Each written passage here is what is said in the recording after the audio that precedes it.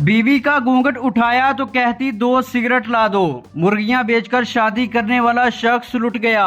शादी के 4 दिन बाद ही दुल्हन छोड़कर चली गई। रिश्ता करवाने वाला था, 4 दिन बाद उसका फोन आया कि इसकी वालदा आ रही है, इसके साथ भेज दो। क्या वाकया था, कैसे आप उनके साथ रब्ता किया, शादी कैसे की और कैसे वो छोड़कर चली गई? पहली रात का हवाल मुकम्मल बताइए। अपने रिश्ते के लिए उसकी मैंने यूट्यूब पे कुछ वीडियो वगैरह देखी थी, तो उनसे मैं मिलने के लिए गया तो उन्होंने मुझे गुलामाबाद का उसने एड्रेस लिखा हुआ है उसके ऊपर, अपने यूट्यूब की जो वीडियो है उनके ऊपर। तो वहाँ मिलने के लिए गया तो वहाँ जिस घर से निकला, वहाँ से निकल कर उसने बात की मुझसे। तो रिश्ते के हवाले से बात हुई तो उसने कहा कि आपकी बच्चियाँ हैं, आपने ऐसा रिश्ता मैं आपको ले देता हूँ कि वो आपके बच्चे वगैरह संभाल लेंगे, लेकिन इसके लिए आपको थोड़े पैसे खर्चने पड़ेंगे। तो मैंने कहा कि चलो आप बता दें। तो उन्होंने कहा कि आपको 4.5 लाख रुपया तकरीबन मैं आपसे लूँगा, एक अजीज़ा ही है मेरी, मैं उसके साथ आपकी जो है शादी कर दूँगा। तो उन्होंने मैंने कहा कि इतने पैसे तो मेरे पास नहीं है। तो मेरे पास मुर्गियाँ थी घर के अंदर रखी हुई थी, हमारे 2 कमरे ऊपर बनाए हुए थे, 400 मुर्गी थी हमारे पास।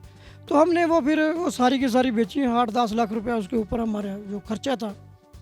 तो वो हमने अर्जेंट उसको बेचा, लेकिन फिर भी वो हमारे तकरीबन 3.5 लाख रुपए का वो पैसे हुए। फिर हमने उसे 3.5 लाख रुपया दिया और 1 लाख का जो उसको चेक दे दिया और उसका 2 माह का जो वादा था। तो उसने शादी करवा दी। शादी के 4 दिन बाद, 4 दिन वो हमारे घर के अंदर रही। उसके बाद उसका फ़ोन आया कि इसकी वालदा आ रही है, इनको ना इसके साथ भेज दो मिलने के लिए 1 दिन के लिए। तो मैंने उनके साथ भेज दिया। तो अगले दिन ही मुझे शुएब शाह का फ़ोन आया कि आप ना वो 1 लाख रुपये आपका रहता है।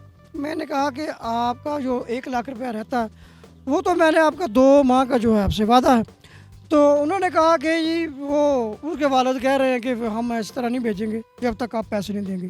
मैंने कहा 2.5 लाख रुपया आपने वहाँ हक महर उनको दे दिया था, बाकी पैसे तो आपके थे, वो आपके बकाया है, वो कैसे कह सकते हैं।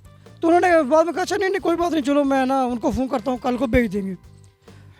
जब उन्होंने फ़ोन किया उससे पहले वो रास्ते के अंदर भी मेरे साथ फ़ोन के ऊपर बात करती गई थी और वो वहाँ जाकर भी उसने मेरे साथ बात की थी, लेकिन जब मैंने उसको पैसे देने से इनकार किया तो उसके बाद उसने फ़ोन बंद कर दिया। तो फिर हमने जो है, हमें पता चला कि ये तो शायद हमारे साथ फ्रॉड ही हुआ है। तो फिर हमने वो अपना थाने के अंदर भी रिपोर्ट करवाई। तो उन्होंने शुएब शाह को बुलाया तो ये पहले तो आता ही नहीं था, 2-3 बार वो आया ही नहीं, ये बहाने लगा देता कि मेरे शादी है, कभी फौतगी है, ऐसे ही। फिर एक दिन आया तो हमारे वो भाई दनान साहब हैं मुगल, तो उन्होंने हमारे साथ बड़ा तावन किया। तो इसको उसने पकड़ा और अंदर दिया कि आपके ऊपर हम फाइट देंगे, वो आपने इनके साथ जो है ये जुर्म किया और इनके साथ फ्रॉड किया है। तो उनको ये कहने लगा कि आप मुझे छोड़ दें कि मैं आपको ये सारे पैसे दे देता हूँ। तो वो वादा अपनी बहनोई को साथ लेके आया था, एक और आदमी भी उसके साथ था। तो वो बहनोई की ज़मानत के ऊपर भी हम उसको 8 दिन के अंदर अंदर पैसे दे देंगे, तो इसलिए वो उन्होंने छोड़ दिया भी चलो पैसे दे दें।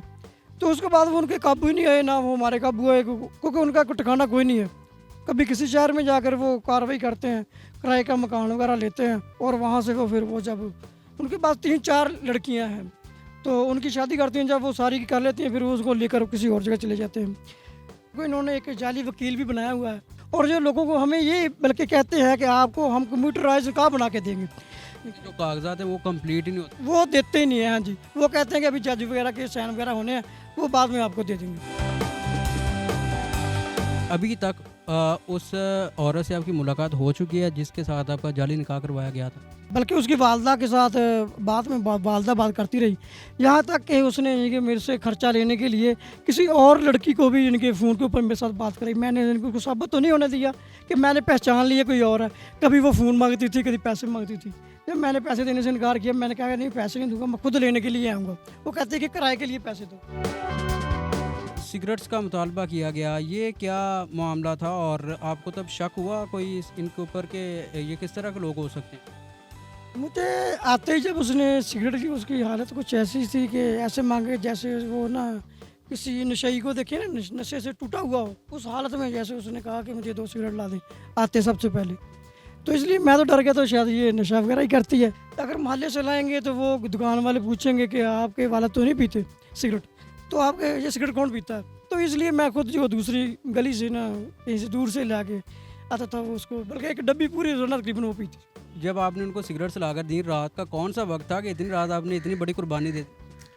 वो उस वक्त दुकान कोई नहीं खुली थी, वो एक एक दोस्त ही था हमारा, हम उसको अपने मकान के ऊपर ना छोड़ के गए थे, तो उसी से मैंने लेकर दी थी उसको 2 सिगरेट उस वक्त तो।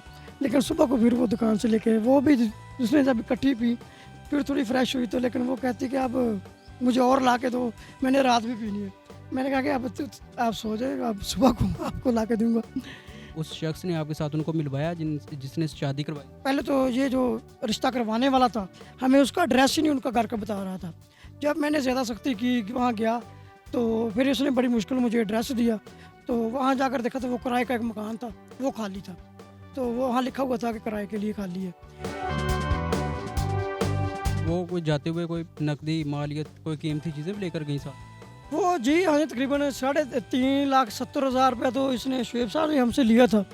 तो जाते हुए एक वो मुर्गी खाना जो बनाया था उसकी एक छत रहती थी, वो वो बेची, तकरीबन 45,000 की थी, तो उसको दिए, तो उसने तकरीबन वो बाकी तो उसने अपनी शॉपिंग ही की।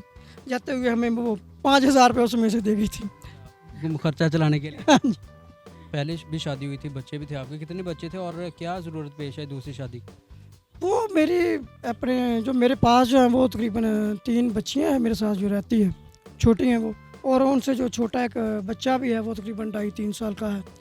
ये कह लें कि हमारी एक ज़रूरत भी है कि हम इनके शादी के बगैर भी रहना, जैसे अल्लाह ताला ने कुरान पाक के अंदर भी कहा है कि औरतें जो हैं उनका लिबास मर्द है, मर्द जो है उनका लिबास जो औरतें हैं, ये तो एक दूसरे का लिबास है। अगर आप शादी नहीं करेंगे कि ऐसे ही है जैसे आप बगैर लिबास के, तो हमारी DPO साहब से भी अपना CPO साहब से भी दरख्वास्त है कि ये भी किसी थाने को मुतल्लिका को अगर कह दें, तो जो भी इनको करना है इनके ऊपर फ़ौरन कार्रवाई की जाए। हमें इनकी इतना वक्त गुजर चुका है, तो अभी तक इनको पकड़ा नहीं गया, ताकि दूसरे आदमी भी इनसे जो बच सके।